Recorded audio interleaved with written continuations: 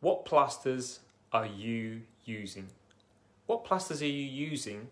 Not in terms of the cuts and everything that you might be getting because you're slipping on your bum, running around in this snow and ice that we've got at the moment, but the plaster in terms of something that you're using to paper over the cracks, a plaster you're using to temporarily stick over some kind of cut or wound, some kind of pain that you have. That's probably the best way of describing it.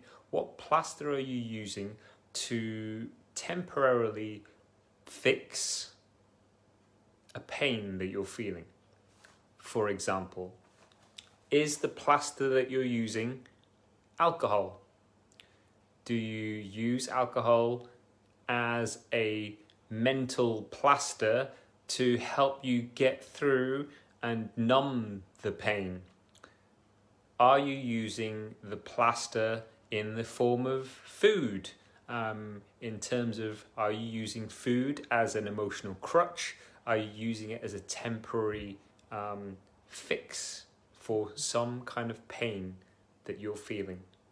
How about any other vice? It could be drugs, it could be smoking, it could be a whole host of other things. But the question is, what plasters are you using right now? Because the problem with plasters is they don't really fix the problem. They only kind of hold things together for a little while, right?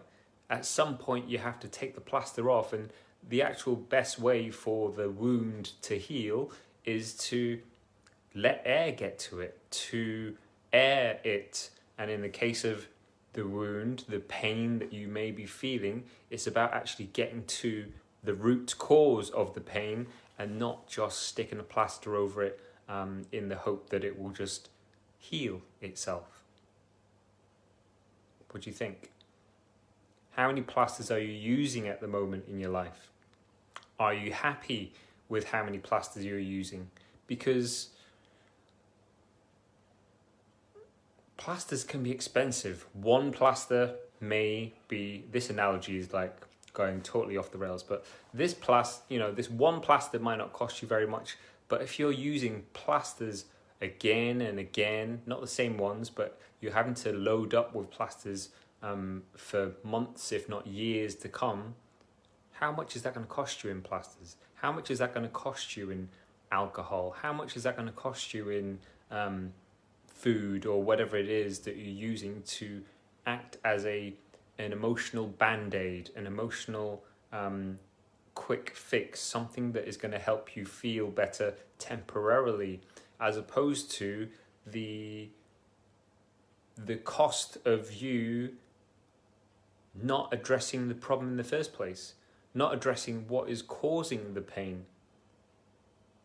Where you stick the plaster tends to only be the end result of the pain that you've gone through. So it's actually about taking a step back, looking at where the pain is coming from and seeing what you can do about that. Not just treating the symptoms, which are the end result, but it's about treating the cause, treating the root cause, getting back to where it's come from. What is happening? What are you doing? What are you not doing that means that you feel that you have to use these plasters? It's a hard one for a lot of people to even admit that they're using plasters, that they're using these